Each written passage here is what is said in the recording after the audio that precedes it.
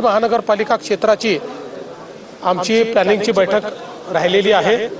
बाकी संपूर्ण महाराष्ट्राचा दौरा आम्ही पूर्ण केलेला आहे। त्यामध्ये आगामी निवडणुकीच्या निमित्ताने आमच्या टीमने काय नियोजन केलं आहे, त्यांनी काय प्लॅनिंग केलं आहे, कार्यकर्ते पदाधिकाऱ्यांनी, आणि त्यांना एक दिशा देणे आणि त्यांची सगळी जी तयारी आहे त्या तयारीमध्ये त्यांना मार्गदर्शन करणे, अशा प्रकारचा हा सगळा दौरा होता। एकेका मतदारसंघाचा आढावा आम्ही या ठिकाणी घेतलेला आहे आणि एकूणच स्थानिक स्वराज्य संस्थेच्या निवडणुकीच्या निमित्ताने पक्षामध्ये प्रचंड उत्साह आहे।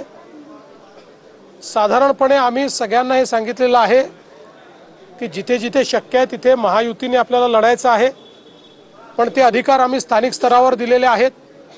अध्यक्षांनी स्पष्टपणे सांगितलं आहे की स्थानिक नेतृत्व जो निर्णय करेल तोच निर्णय मान्य असेल।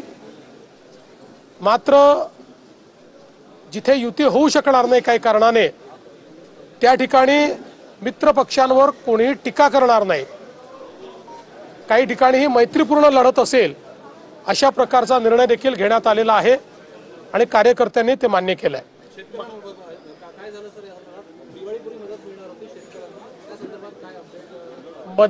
मदत मिळणं सुरू झालेलं आहे। मी जसं सांगितलं होतं की आम्ही बहुतांश मदत ही दिवाळीपूर्वी देऊ इच्छितो, त्याची सुरुवात झालेली आहे, पण याला काही कालावधी लागतो, ते पूर्ण प्रत्येकाच्या खात्यामध्ये पोचायला काही ना काही कालावधी लागतो, त्यामुळे ही मदत देणं सुरू केलेलं आहे।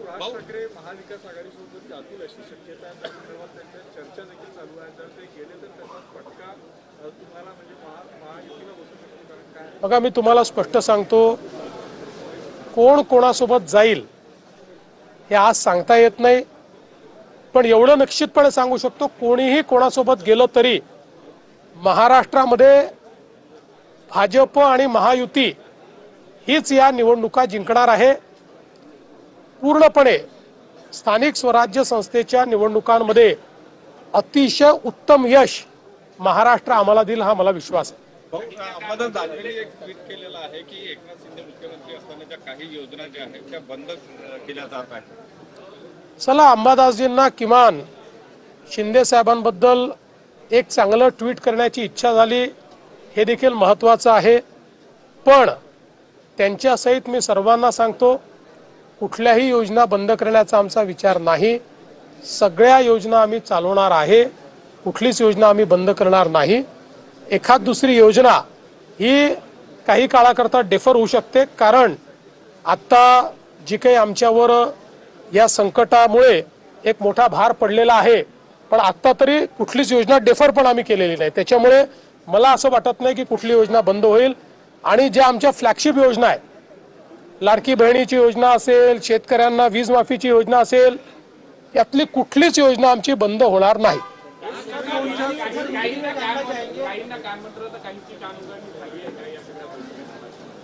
असं तुम्हाला वाटतं? कार्यकर्तेही कानमंत्र देतात आणि तेही कान उघडणी करतात, त्यामुळे दोन्हीकडनं होत असतं।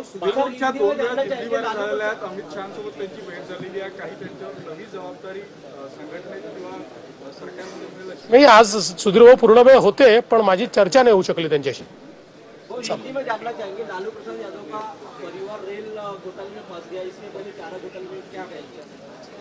देखिए, कुल मिलाकर कोर्ट ने आरोप तय किए हैं, ये सारा मामला कोर्ट में चल रहा है। इससे एक बात स्पष्ट हो जाती है कि जब कोर्ट आरोप तय करता है तो इसका मतलब इसमें एविडेंसेस है, इसलिए कोर्ट ने उसको तय किया है।